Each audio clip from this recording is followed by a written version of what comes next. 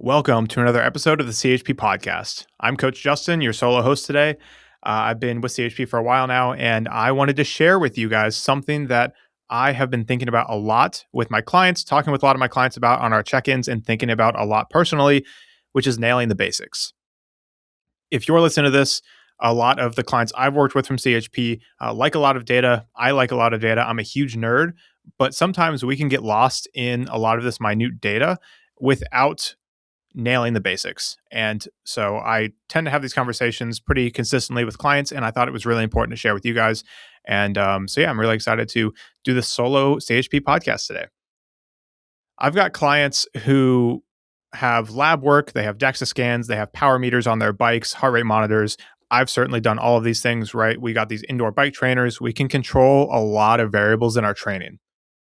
Naturally, we can start to really focus on those variables, and they can certainly be useful, especially if you're doing a Ironman while pushing powerlifting training, right? We want to control as much as we can because there's a lot of variables going on in that type of training, right? But it doesn't really make a difference if you aren't sleeping. So I've got some clients training for long course triathlons and strength, but they're sleeping. Some nights I look at their sleep data and it's like 4 hours, right? And what are we doing? If we're consistently not sleeping well, what are we doing? These minute details, are you pushing X watts or X watts plus 10, right? If we're talking about a 10-watt difference on this bike in a training session, yeah, that's useful over time. And we certainly want you to be pushing farther and farther and getting stronger and faster. But if you're not sleeping, you're not going to be making that much progress, right? If you're asking me, oh my gosh, I had I had like 200 grams of protein, not 205, but I slept 5 hours. I didn't eat enough carbs. I didn't eat enough overall calories. I'm stressed like crazy from work. None of this stuff is going to matter.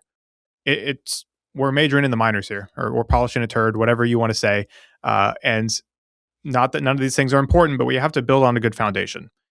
So this is why I have these conversations all the time with clients because I see it all the time. I even fall into it myself and I have to check myself. That's why I have a coach.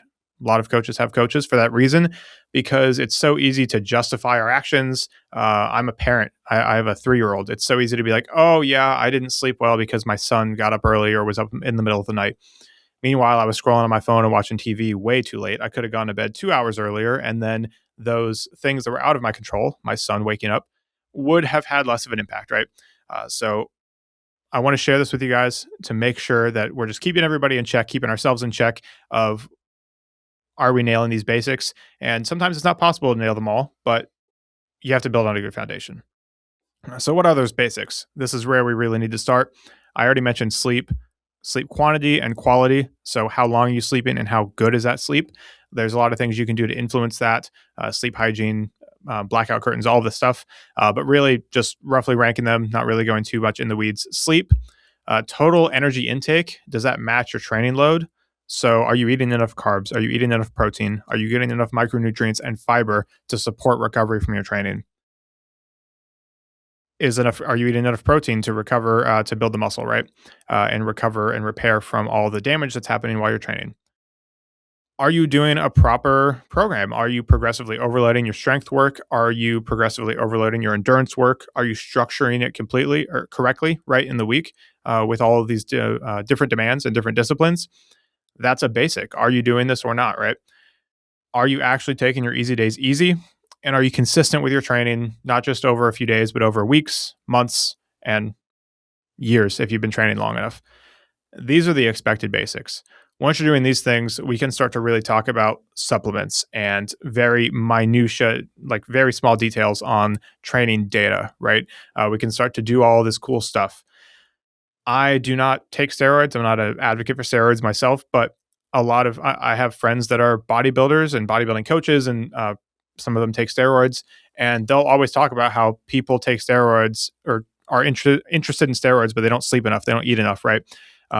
These people that are enhanced, they're nailing the basics for a long time before they do any enhancement because that's what's required, right? Same concept. Supplements, all of these gadgets, they're not gonna make you better if you're not nailing these basics. None of the basics are sexy. None of it is gonna sell any coaches any affiliate codes, right? But it's what's actually going to move the needle for most of you, right? It's going to get you 80 to 90 plus percent of the results. It's what's needed. If you are a professional, you already know this in your own career field. Look at whatever you do, right? The fundamentals are boring because they're foundational and they work. Nobody's going to build a career on hacks or tricks or fill in the blank, whatever crazy thing people are trying to do in your industry. You built your career, people build their careers on the fundamentals of their discipline, executed consistently over time. Training is the exact same way. If you are having trouble understanding this right now, think about your career. Think about what it took to get where you are, or something else that you're really good at, a hobby that you're really good at. It's the basics that make the difference. It's not all this crazy stuff. That's the same thing with training. So, to give you some examples, I've got three case studies of clients, of different clients that I had to help talk through and work through this scenario. Again, this is not a I am better than you situation. I do this all the time, and I've done, I think, all of these things in my past. So, definitely personal as well. The first one is going to be the person that's got the GNC cabinet, right? The recovery stack person, right? This person, this guy specifically that I'm building this off of, came in convinced. He was like, I'm training really hard. I need help recovering correctly, right? Great, totally fine. I can help you do that. However, his idea of recovery was, I want to spend a couple $1,000s on this Normatec boots, right? I got nothing against them, but I want to do, I've got this whole supplement stack I'm looking into. What should I do? All of this stuff, right? I talked him through. I was like, hey, let's not buy all this stuff right now. Let's gradually, if you want to spend the money, your money to spend, not mine, that's fine. But let's try these basics first. And what we did was we got him to bed an hour earlier. We improved his sleep hygiene. There's a lot of stuff we can do on that. And if you're interested, I would love to do a deep dive on that on a podcast. But I'll probably nerd out about it and take a little bit of time. But improved his sleep hygiene, got him to bed earlier. We added carbs to his day, which added overall calories. And we never even added any supplements. And he ended up feeling amazing. He was like, this is great. He ended up long term on top of the training that we were already building, PR in his half marathon, and didn't have to spend thousands of dollars, right? It was all based on the basics and stuff he didn't even realize. He didn't even realize he was losing that hour before bed scrolling on his phone because his kid was up all day and he just wanted some time to himself. We built in time to himself in the middle of the day a little bit. He has a pretty stressful career, but we made it happen. And we got a good sleep routine and sleep hygiene. And that was what he needed. We ended up being able to push more training because he was recovering better. And he ended up PRing his half marathon. The second person is to back up, I've certainly done that. I still do that with my son. Sometimes I'll stay up way too late and it happens. But we learn from it and we adapt and we improve. We don't just say, oh, woe is me. This is my situation and I'm not going to get any better. The second person is the person that's strong and fast, but they're plateaued. They're not making any progress, right? They might have made a lot of progress up to this point. They've got pretty good strength and pretty good endurance, but they haven't made progress in a while. This guy, specifically the one I'm building this off of, came asking about supplements and different training hacks he saw, different diets he's seen on YouTube, right? I certainly appreciate the irony if you're listening to this on YouTube, but I hope you understand the difference that this is definitely not a hacks podcast. When I looked at his training week, though, it was set up not great for recovery based on the amount of volume he was doing and how much weight he was pushing. Maybe it worked for him before, but it wasn't working now. He didn't really have any true easy days. Every single day had like a moderate or a hard session he was going out for.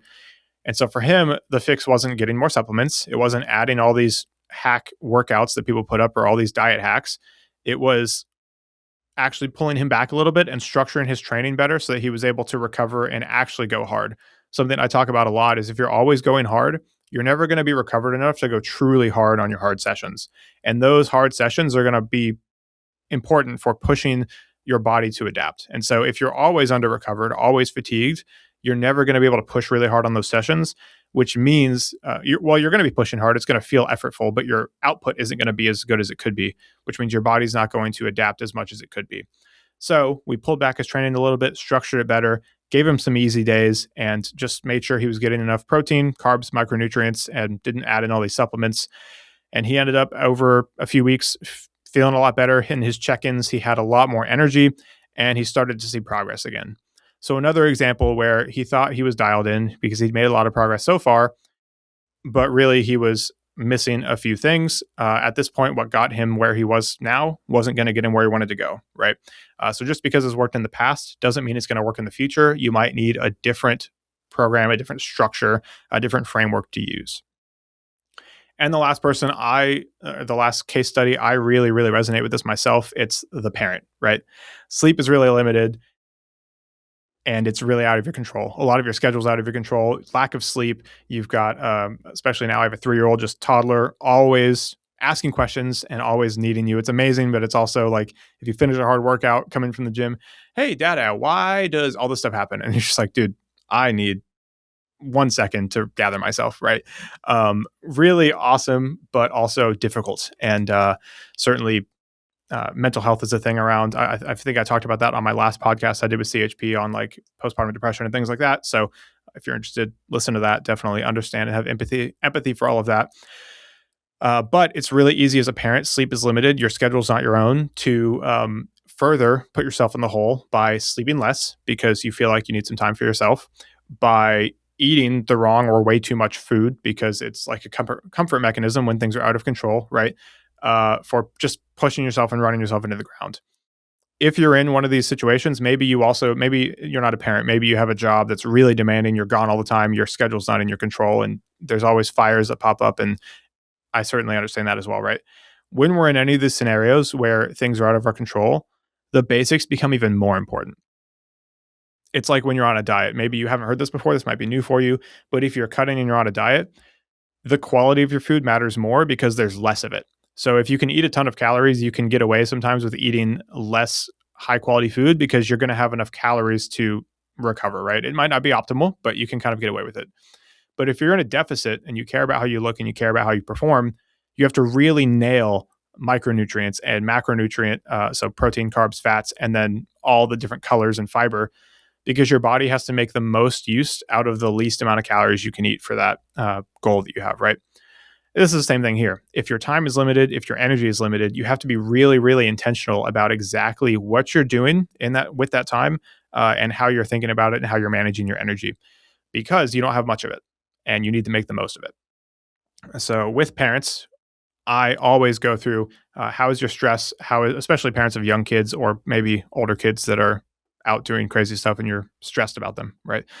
Stressed about what they're doing and worried for their safety. Um, we really want to look at sleep hygiene, nutrition quality, and stress management. Those are three really big things they're all important. All the basics are important, but those are three really big things that I want to look at for those clients because they're just so important. We can talk about supplements, we can talk about all of this stuff, but again, you're polishing a turd. First, you have to work on these basics as well as you can. I understand when things are out of your control, you might not be able to hit 8 hours of sleep per night, but how much can we hit? Can we be creative to problem solve? One of the things I take to every client's situation is is there something that everybody says that there's no solution for, or that they're saying there's no solution for? That's my favorite because I then sit back and I say, oh, cool. We don't know how to solve this. We get to be creative and solve this problem. Creativity is the answer to all these problems. So if you're listening to this so far and you're like, yeah, but that's not my life. Great. Let's flex those creativity genes. Let's go on a walk and think about this. Let's pull out a notebook and write. Let's just draw while we passively think about what we can do. Let's talk to a coach and get on a consult with somebody who might have worked with somebody in my situation, or just in general. I personally, you can send me a DM on Instagram. I love just sitting back and saying, cool, there's no answer to this problem that's apparent. What are we missing? How can we be creative? How much can we squeeze out of this? This is a client that I love working with for this reason, because the constraints are out of your control a lot of the time. And it can feel like there's no answer, but there's always a better answer. There's always something we can do, some way we can be more creative to solve the problem. And I love that client. So lastly, or not lastly, but next, I want to go into why do these recovery protocols work? Why do these supplements, these diets, these recovery products work? And I'm going to use one example. You can largely extrapolate this to the rest, but the example I'm going to use is a foam roller, right? Why do foam rollers work? If a lot of people say, hey, they don't really do what they say they do, right? How do they work? I believe that most recovery products work because they help you nail a basic. And with a foam roller, I'm going to explain why, and then I'll explain why with a supplement. With the foam roller, it hurts to foam roll, but it also feels good, right? It's like a sports massage. It hurts in the moment, but it feels good. You feel like you're doing something. You feel like you're making progress. You feel like you're just releasing and relaxing. So for me, when I've foam rolled a muscle that's sore, it hurts, but it feels so good as well, right? A foam roller, say for the example, let's say you foam roll before bed. It helps you feel good. It helps you feel better. It helps you feel like you're doing something to recover, and that's going to improve your sleep. It's going to improve how you feel, and it's going to give you a placebo effect of like I'm recovering, right? Whether it's doing something physically or not, we could talk about that in another episode, right? If a foam roller is doing something physically, it's adding all those benefits on top of it. If it's not doing something physically and it's just doing all those mental benefits, that's going to help you recover. What matters for your recovery a lot of the time is how recovered do you feel.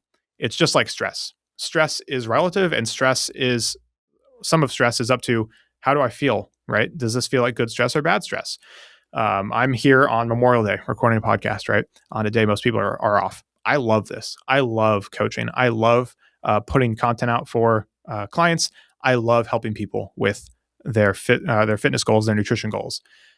I love this, right? Somebody else who had a gun to their head and said, "Hey, you have to do this on Memorial Day," would hate it.